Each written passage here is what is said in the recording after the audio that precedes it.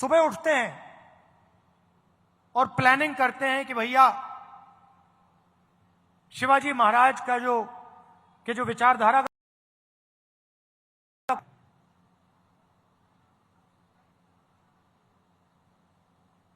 हिंदुस्तान की संस्थाओं पर आक्रमण करते हैं, लोगों को डराते हैं, धमकाते हैं और फिर जाकर शिवाजी के सामने मत्था टेकते हैं। इसका कोई मतलब ही नहीं है। अगर आप शिवाजी महाराज की बात करो, अगर आप उनकी मूर्ति के सामने जाकर हाथ जोड़ो, तो फिर आपको इसकी रक्षा करनी ही चाहिए।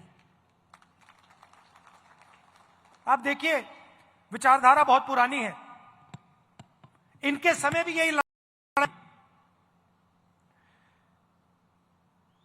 जब इनका राज अभिषेक होना था, उसी विचारधारा ने नहीं, ये कोई नई बात नहीं है। ये मत सोचिए कि भैया ये नई लड़ाई चल रही है, कॉन्स्टिट्यूशन की लड़ाई नहीं है। नहीं है, ये हजारों साल पुरानी लड़ाई है और वही विचारधारा की लड़ाई है जिससे शिवाजी लड़े थे, शिवाजी महाराज लड़े थे। उसी के खिलाफ, उसी विचारधारा के साथ आज कांग्रेस पार्टी लड़ रही है। और आपने देखा, नियत दिख जाती है, नियत को छुपाया नहीं जा सकता है। उन्होंने शिवाजी महाराज की मूर्ति बनाई और कुछ ही दिन बाद वो मूर्ति टूट कर गिर गई। नियत गलत थी। मूर्ति ने उनको मैसेज दिया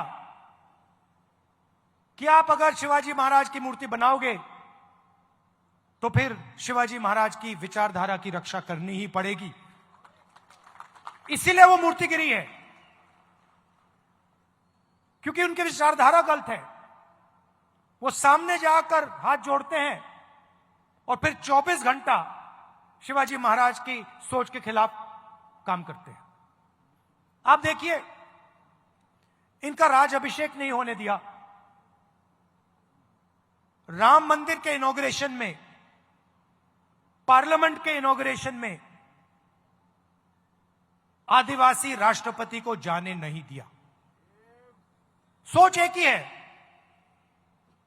सोच में कोई फर्क नहीं आया, विचारधारा एक ही है और लड़ाई एक ही है। यह राजनीतिक लड़ाई नहीं है, यह विचारधारा की लड़ाई है, यह कॉन्स्टिट्यूशन, संविधान की लड़ाई है। और इसके अंदर, संविधान के अंदर शिवाजी महाराज जी हैं। तो अगली बार आपके पास अगर कोई आए और आपसे कहे कि मैं शिवाजी महाराज को मानता हूं, तो आप उससे पूछिए, आप मूर्ति के सामने हाथ जोड़ते हो, मगर क्या आप हिंदुस्तान के संविधान को बचाते हो? क्या आप हिंदुस्तान की संस्थाओं को बचाते हो? क्या आप हिंदुस्तान में गरीबों की क्योंकि क्या करते हो? तो फिर मूर्ति के सामने जाकर हाथ मिलाने का कोई मतलब नहीं। दिल के अंदर सोच होनी चाहिए। बाहर कोई भी कुछ दिखा दे, उसका कोई मतलब नहीं होता। महाराष्ट्र के लोग इस बात को बहुत अच्छी तरह समझते हैं।